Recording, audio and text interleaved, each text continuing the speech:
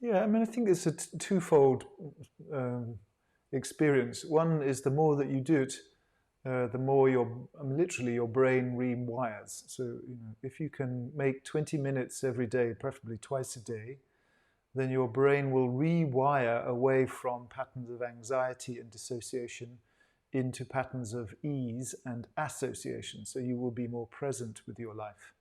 This is, recorded. This is, we've done studies to show that that happens.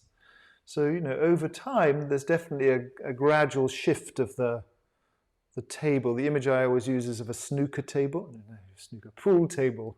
You have pool, don't you, in America? So not a snooker table, a pool table. So that's like it has this big flat green table, and then all the colored balls on it, and you kind of shoot them into the different holes. But our brain is like a snooker table or a pool table that's got one leg shorter than all the others. So the balls, no matter which ball or where you drop the ball, it always rolls into the anxiety pocket, for example. Or it might roll into the addiction pocket if your brain is tilted that way. And gradually, over time, things like meditation and other things as well, therapy helps as well, exercise, all sorts of things, nutrition. But meditation sort of recalibrates the tilt of your pool table so that the colored balls, whatever the colored balls are experienced, so happy experience, sad experience, stress, telephone calls, falling in love, whatever, it all rolls down into the happy pocket or into the enlightenment pocket. So there is definitely a gradual shift over time that if we can commit to a daily practice, for example, constantly kind of coming back into the body, leaving our thoughts behind, feeling ease, relaxing the habitual patterns of tension, then gradually the mind will recalibrate to a more easeful state of being. What's known as the default mode network shifts. So basically do the work and it'll come. Yeah, it's like, practice. It's like learning to play the piano. If you keep on practicing, you will be able to play the piano. It's given. However, there's also a sort of more short-term benefit, which is like, excuse me, I don't have any water.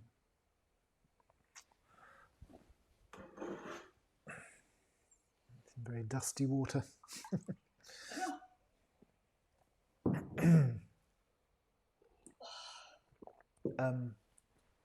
There's a more short-term pathway, which is, you could call it,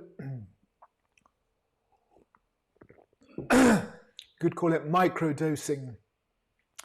So that you have, say you do 20 minutes or 40 minutes in the morning. So each morning you're kind of setting the baseline of your day to a kind of peaceful ventral vagal tone. And then during the day, in between phone calls, for example, you might just take a few vagal breaths, one or two, and you kind of fall back into yourself.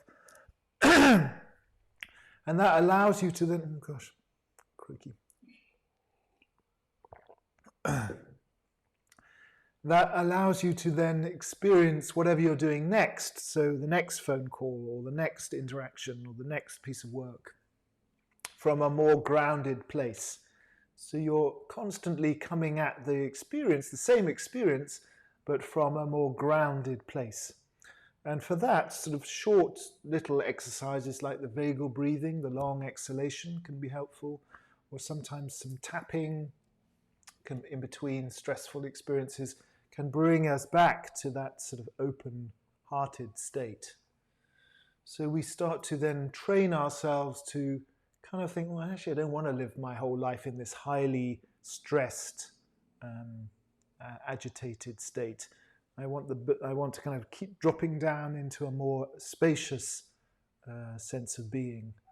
And of course, we leave it, we go into stress mode.